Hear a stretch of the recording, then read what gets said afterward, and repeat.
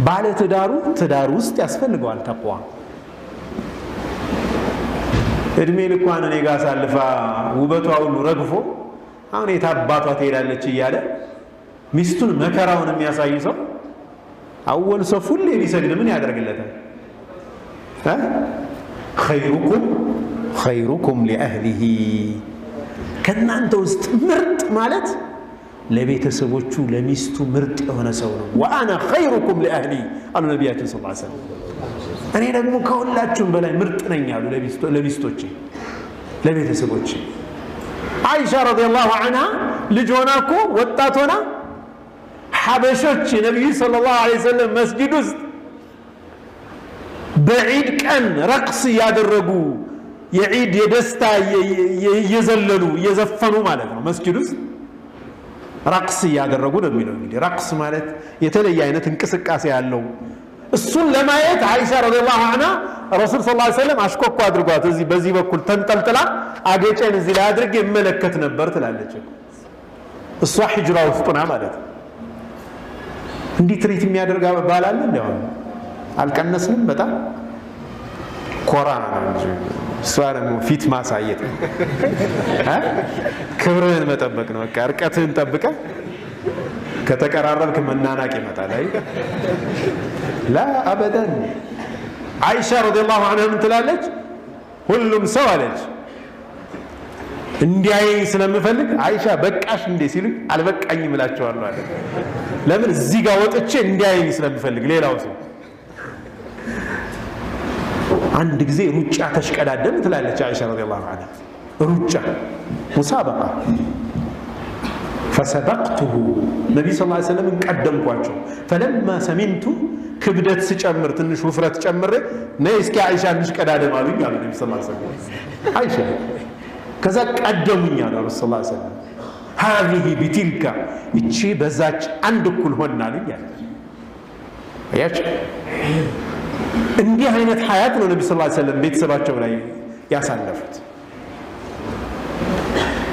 አቡበክር ሲዲቅ ረዲየላሁ ዐንሁ አንዴ ዓኢሻ ጮክ ብላ የተናገረች ረሱሉን ሰለላሁ ዐለይሂ ወሰለም ተቆጣ የተናገረቻቸው ቤት ውስጥ ገቡ።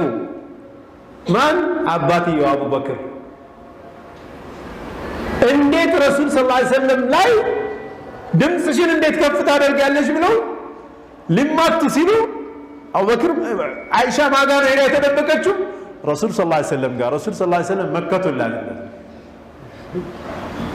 አቡበክር ተበሳጭተው ወጥቶ ሄዱ። አቡበክር አሁን የረሱል ሰለላሁ ዐለይሂ ወሰለምና የአይሻን ግንኙነት የነብይና የተከታይ አድርገው አስበዋል። አያችሁ በዛ አይነት ነው አቡበክር የተቆጡት።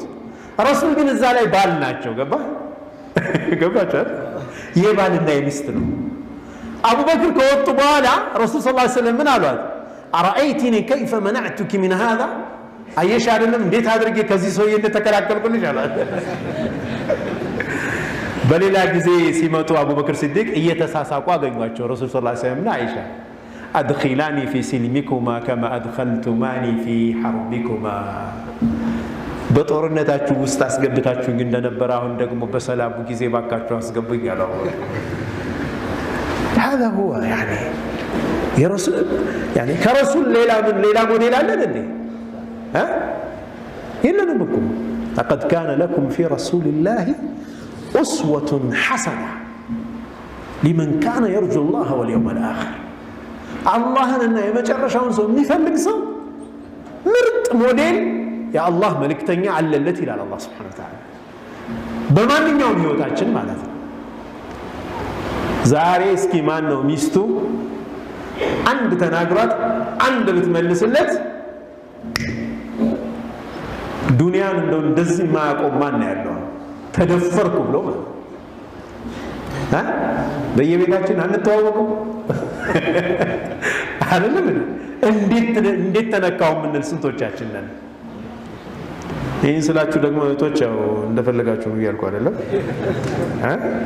መከባበሩ ኸይር ነው። ግን አንዳንዴ ግጭት ሲፈጠር ደግሞ እንዴት ትናገረኛለች አይባልም። طيب ሰው ነች እሷም ፊሊንግ አላት። ያን ፊሊንጓን ልታንጸባርቅ ትችላለች እንደ ሰውነቷ መቀበልና ማስተናገድ ከነብዩ ሰለላሁ ዐለይሂ ወሰለም መማር እንችላለን። በጣም የሚገርማችሁ ሙናፊቆቹ በአኢሻ ረዲየላሁ ዐንሃ ላይ የዝሙት የሐሰት ወሬ ባወሩበት ጊዜ አኢሻ 1 ወር ነው ያለቀሰችው ረዲየላሁ ዐንሃ። 1 ወር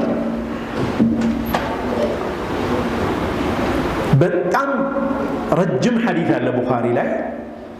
በጣም ነው የሚያሳዝነውና የሚያስለቅሰው ወላሂ። በቃ ያሳለፈችውን መከራ ማለት ነው በሐሰት ወሬ፣ ክብሯን በሚነካ ወሬ ነብዩ ሰለላሁ ዐለይሂ ወሰለም ምን ያክል አጣ እንደሆኑ ማለት ነው በሙናፊቆቹ።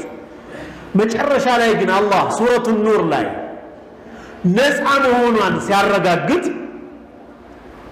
በሪእ መሆኗን ከዚህ የሐሰት ወንጀል የጸዳች መሆኗን አላህ ስብሓነሁ ወተዓላ ቁርአን አያ አውርዶ ሲያረጋግጥላት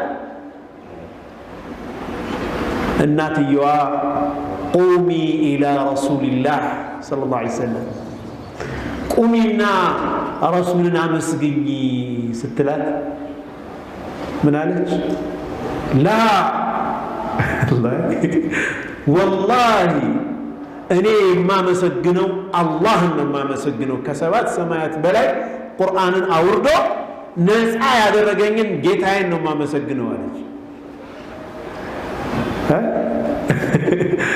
እየገባችሁ አለ ማለት በቃ ሰዎች ነን። እንዲህ አይነት ነገሮች ይኖራሉ።